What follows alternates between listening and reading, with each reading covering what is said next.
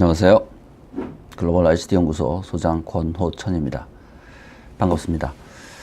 오늘은 4차 산업혁명 시대의 정부 규제의 유형 몇 가지를 한번 알아보려고 합니다.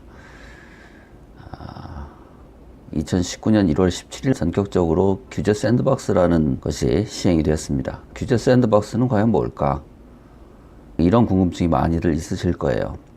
그래서 오늘은 규제 샌드박스를 설명하기 위해서 반드시 알고 넘어가야 될 포지티브 규제, 네거티브 규제 이런 것들에 대해서 여러분들하고 먼저 논의를 하고, 그리고 난 다음에 다음 시간에 규제 샌드박스에 대해서 자세하게 알아보도록 하겠습니다. 4차 산업혁명은 중장거리 허들 경기와 같다라고 생각을 합니다. 앞에 여러 가지 장애물들도 있고 각 나라별로 선수들이 이제 출전을 하게 되겠죠. 우리나라도 분명히 이제 출전을 했는데, 규제라는 것이 우리나라가 굉장히 어떻게 보면 이제까지 다른 나라에 비해서 산업적인 측면에서 굉장히 강했던 것이 사실입니다. 그래서 새로운 산업이 발전함에 있어서 굉장히 큰 걸림돌로 많이 작용을 했었는데, 그런 상황이다라고 한다면 이 허들 경기에서 발목에다가 쇠뭉치를 달고 경기에 참여하는 것하고 같다라고 생각을 합니다. 허들 경기를 하는데 발목에다 쇠뭉치를 달고 출전을 했다. 그러면 사실 경기에서 이기려는 의욕은 없는 거다라고 볼 수도 있겠습니다. 50년대 여러분들 다 아시는 것처럼 세계 최빈국이었어요, 우리가. 그랬는데 한강의 기적을 이루면서 2010년대에 들어서서 세계 경제에서 부국으로 성장을 하게 됩니다. 모두 우리 지나간 세대의 어르신들께서 굉장히 많은 노력을 하셨죠. 그리고 부대에는 가난을 물려줄 수가 없다라는 절박한 마음을 가지고 열심히 쉴 틈 없이 노력을 하신 결과 지금 우리가 1950년대 세계 최빈국에서 전 세계에서 가장 잘 사는 나라의 반열에 올라 있습니다.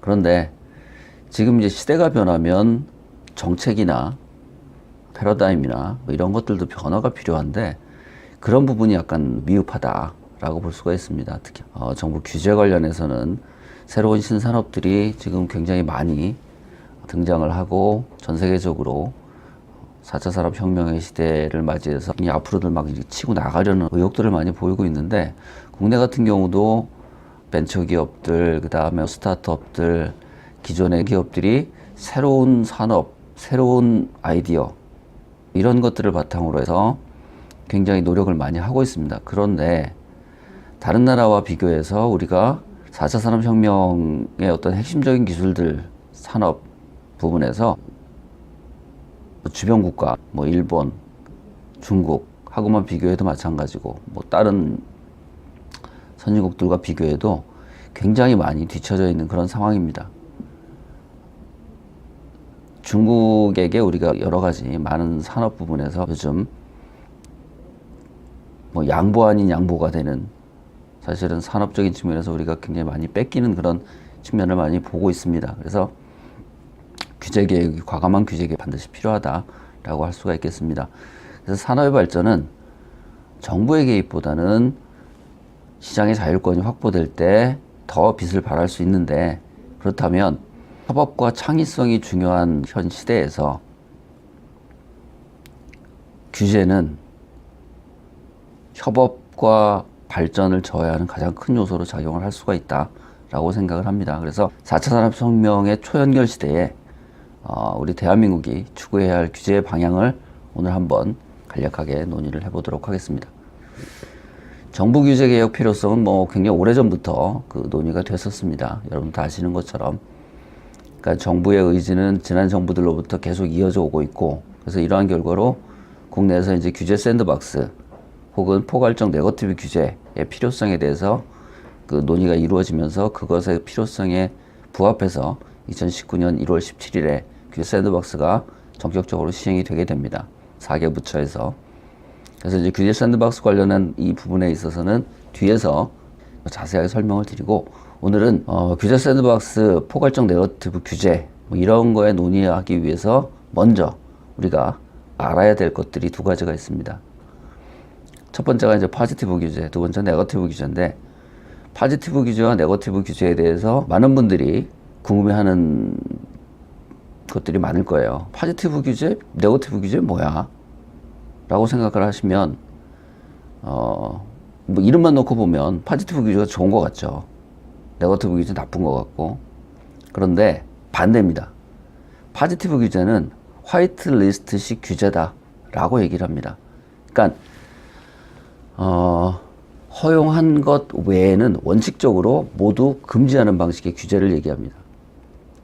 그러니까 법률이나 정책에서 허용되는 것들만 몇 가지 나열을 하고 이것에 포함되지 않는 것들은 다 불허하는 그런 규제 방식이다.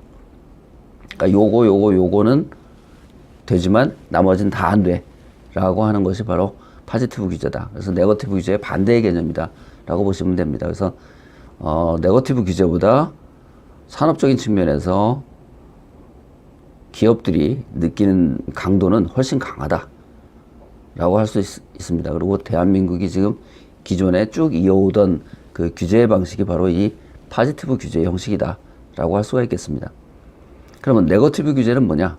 포지티브 규제의 반대인데, 네거티브 규제는 크게 두 가지로 나눠볼 수가 있습니다. 첫 번째는 미시적 혹은 협의의 네거티브 하고 거시적 혹은 광의의 네거티브, 이렇게 두 가지로 나눠볼 수가 있겠는데, 첫 번째로 미시적 혹은 협의의 네거티브 규제는 기본 골격이 어떻게 되냐면 원칙 허용, 예외 금지, 그러니까 네거티브 리스트 규제 방식이다 라고 할 수가 있겠습니다. 법령에서 할 수 없는 행위만 적시를 합니다. 요거는 안 돼. 그거를 제외하고 나머지는 모두 가능한 그런 입법의 형태다 라고 할 수가 있겠습니다. 그래서 법률이나 정책에서 금지한 행위가 아니라면 기업들이 시장에서 어떠한 것을 하든 모두 허용하는 규제의 형식을 우리가 바로 미시적 혹은 협의의 네거티브 규제다 라고 할 수가 있겠습니다. 그래서 시장에서 그 산업 측면에서 허용의 폭이 굉장히 넓은 어떤 그런 형태를 가지고 있습니다. 그러니까 한 가지 사례를 이제 들어보면 항공법 시행 규칙 16조 3항에 보면 포지티브 리스트 방식으로 되어 있는데, 이게 뭐냐면 여러분들 요즘 뭐 굉장히 많이 들어보셨던 드론 있지 않습니까? 그러니까 드론 사용의 사업 범위를 이전 구항공법 시행규칙 16조 3항에 보면 비료 또는 농약 살포, 사진 촬영, 탐사, 산림 또는 공원의 관측 및 탐사, 그다음에 뭐 조정 교육으로 한정이 되어 있습니다. 그러니까 요것만 되고 나머지는 다 안 돼 라는 포지티브 규제 형식이었어요. 그러니까 그러다 보니까 드론을 가지고 할 수 있는 것들이 굉장히 많은데, 그 나머지 것들은 모두 그런 새로운 신산업들이 시장에서 사업을 영위하기가 불가능한 그런 상황이었습니다. 그래서 항공법 시행규칙 16조 3항이 좀 바뀌었는데, 네거티브 리스트 방식으로 바뀌었습니다. 그러니까 현재 항공사업법 시행규칙이라고 할 수 있겠죠. 그래서 드론 사용 사업과 관련해서 국민의 생명과 재산 등 공공의 안전을 위해 보안, 국방 등 국가 안보를 위협하는 경우만 아니라면 드론을 가지고 하는 그 어떤 신사업도 모두 가능하다. 그래서 이것으로 인해서 네거티브 리스트 방식으로 이제 전환이 된 거죠. 그래서 드론을 가지고 할 수 있는 신서비스 사업이 굉장히 폭이 넓어졌다라고 할 수가 있겠습니다. 그래서 이게 미시적 혹은 협의의 네거티브 규제에 대한 그런 좋은 예다라고 할 수가 있겠습니다. 그러면 두 번째로 봐야 될 게 뭐냐면 거시적 혹은 광의의 네거티브 규제를 한번 봐야 되는데, 이건 뭐냐면 기본 골격은 사전 허용, 사후 규제라는 골격을 가지고 있습니다. 그래서 규제 적용의 폭이 네거티브 리스트 입법 방식, 그러니까 앞에서 설명드렸던 똑같이 네거티브긴 하지만 협의의 네거티브 방식보다 좀 더 넓은 의미를 가지고 있습니다. 그러니까 법 형식과 별개로 새로운 제품과 서비스를 기업이 시장에 출시를 할 수 있게 먼저 허용을 하고, 그리고 난 다음에 사업을 시장에서 영위를 하는 과정에서 정부에서 이렇게 보니까 요런 부분은 약간 규제가 필요한데 라고 했을 때, 그런 필요가 발생했을 때 규제를 하는 그런 방식입니다. 그러니까 골격이 사전 허용, 사후 규제로 되어 있는 거죠. 그래서 이제 구성 요소를 보면 포괄적 법령 기술,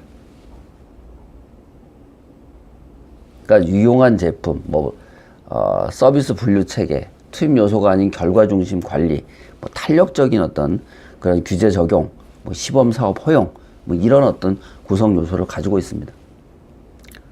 그래서 이제 끝으로 우리가 살펴봐야 될 게 뭐냐면, 그렇다면 네거티브 규제 요구의 본질은 뭐였느냐라고 우리가 한번 살펴볼 필요가 있겠는데, 이건 뭐냐면 신산업 관련해서 시장에서 불합리한 기존의 규제 적용을 어느 정도 유예를 하고 기업들이, 사람들이 번뜩이는 아이디어를 가지고 해보고 싶은 사업을 할 수 있도록 일단 허가를 해주고, 그리고 시장에서 문제가 발생을 할 경우에 나중에 규제를 해달라는 취지다. 이게 네거티브 규제 요구의 본질입니다. 그래서 이것을 통해서 신산업에 효과적으로 대응하기 위해서는 앞에서 얘기했던 협의의 네거티브 규제 개념보다는 후자에서 설명한 광의의 네거티브 규제, 그러니까 사전 허용, 사후 규제라는 형태의 그 규제 방식의 어떤 도입과 추진이 굉장히 필요하다. 왜냐하면 한 가지 예를 끝으로 이제 예를 들어보면, 중국 같은 경우 일당 독재 공산주의 국가입니다. 그렇죠? 우리는 민주주의 국가, 시장 자본주의를 우선시하는 민주주의 국가입니다. 그럼에도 불구하고 중국은 지금 4차 산업 관련된 산업 부분에서, 그리고 그 이외의 어떤 첨단 기술적인 측면에서 정부가 주도적으로 이런 네거티브 규제를, 적극적인 넓은 의미의 광의의 네거티브 규제를 실시를 합니다. 그러다 보니까 민주주의 국가, 시장 자본주의 국가인 우리나라보다 더 사업하기가, 이런 새로운 아이디어와 번뜩이는 아이디어와 새로운 사업을 시장에서 영위하기가 훨씬 수월한 그런 상황이 됐습니다. 그러다 보니까 어떤 결과가 만들어지느냐 하면,